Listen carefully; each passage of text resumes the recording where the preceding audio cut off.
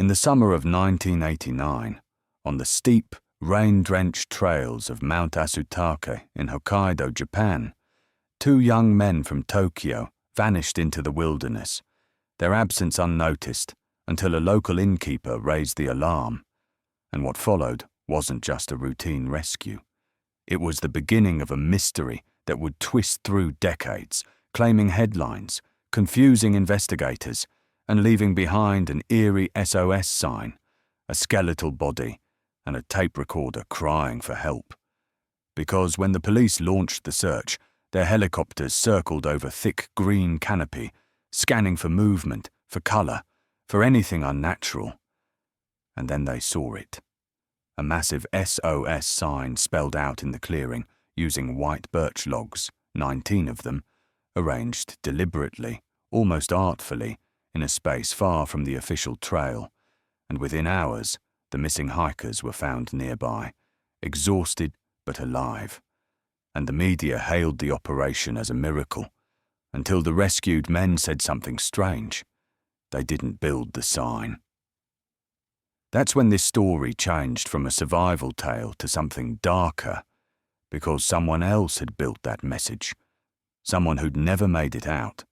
And just a few hundred meters from that clearing, searchers found a skeleton half buried in forest soil, clutching a backpack, a comic book, and a notebook.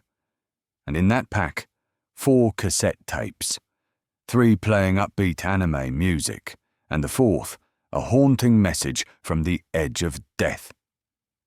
In the next part, we'll rewind the timeline, explore the evidence hidden in the woods, and ask, who was the man who died beneath the SOS, and why was no one looking for him? When rescuers opened the worn backpack found near the skeletal remains, they uncovered not just forgotten belongings, but a portal into the final moments of a man no one knew was missing.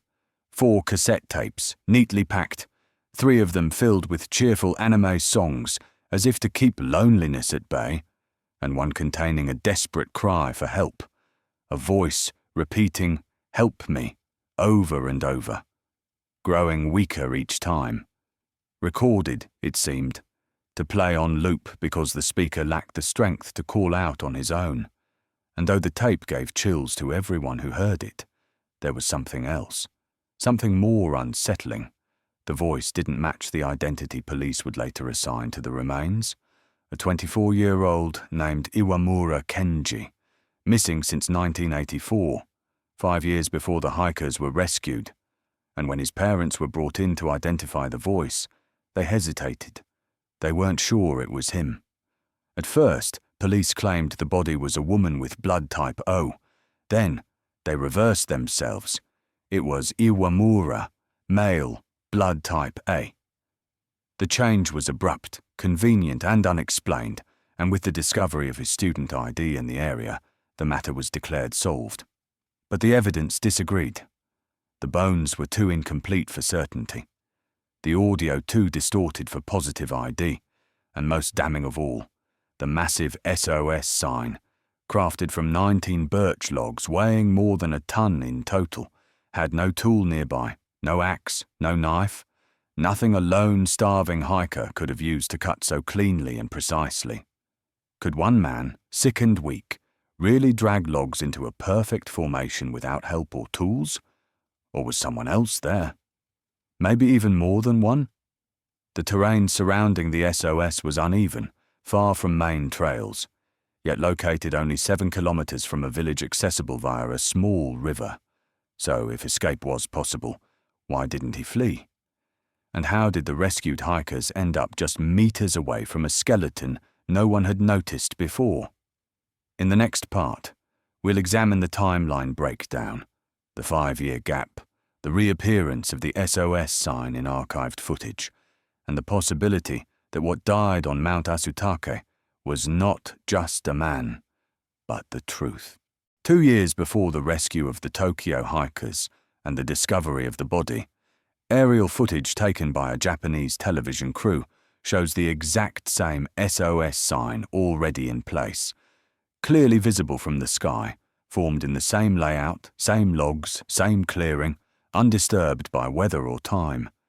which means the sign wasn't made by the hikers, wasn't made during the 1989 rescue, and wasn't created as a last-ditch plea by a dying man during that summer. It was already there, waiting, forgotten, ignored, which raises the impossible question. How did the rescue team fly over this area, find the sign, and not see the skeleton just 200 meters away? How did multiple reports claim the body was freshly discovered if the sign itself had been on the mountain for years? And more importantly, who built the sign and when? If it wasn't Iwamura, then someone else was up there.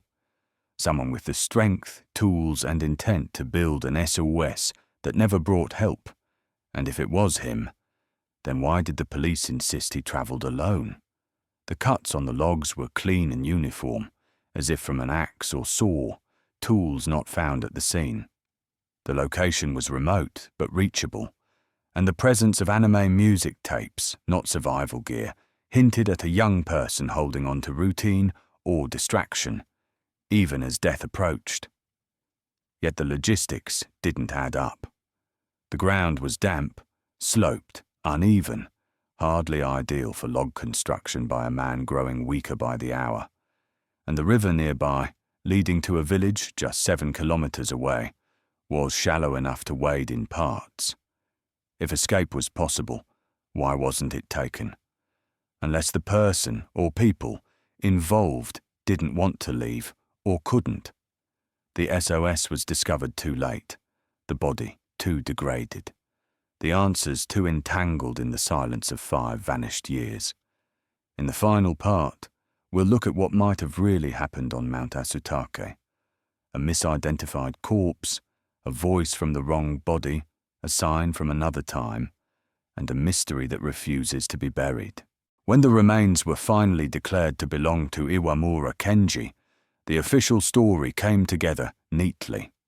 A young man, hiking alone in 1984, became lost, built an SOS sign, grew too weak to escape, and eventually died near the place he'd tried to call for help. But the pieces of that narrative crumble under scrutiny, because nothing about the discovery matches what should be true of a solitary hiker's final moments. Not the voice on the tape that even his parents couldn't recognize. Not the 1 to 3 tons of white birch logs moved without tools. Not the sign that predated his disappearance by 2 years. And certainly not the body initially declared to be female and of a different blood type, then suddenly reclassified when his ID showed up nearby. How could the SOS sign exist before Iwamura ever arrived? Why was there no mention of earlier investigations into the sign seen in 1987? And if someone else built it, what happened to them? Were they the voice on the tape? Was Iwamura drawn to a site already shaped by someone else's desperation? One theory suggests the SOS sign was built by an unknown individual who died before rescue arrived, their body lost or decomposed elsewhere, and Iwamura, arriving years later, unknowingly died in the same cursed space. 2 lonely tragedies, layered by coincidence, mistaken as one. Another possibility is darker, that more than one person was ever there, and that the story told through evidence, misidentified remains, untraceable audio, and an impossible construction timeline, was deliberately simplified to close a file, not to reveal the truth. Because the voice pleading, "Help me," over and over, may not belong to the man we buried under that name. And if that's the case, then somewhere on Mount Asutake, the real story was never told, the real person never found, the real truth never acknowledged. What began as a rescue became a legend, and what should have been a tragedy we learned from became a mystery we filed away. But the forest doesn't forget. The logs still lie where they were arranged. The cassette still plays its haunting plea. And the mountain still holds the silence of a question no one dared to answer. Who really died beneath the SOS?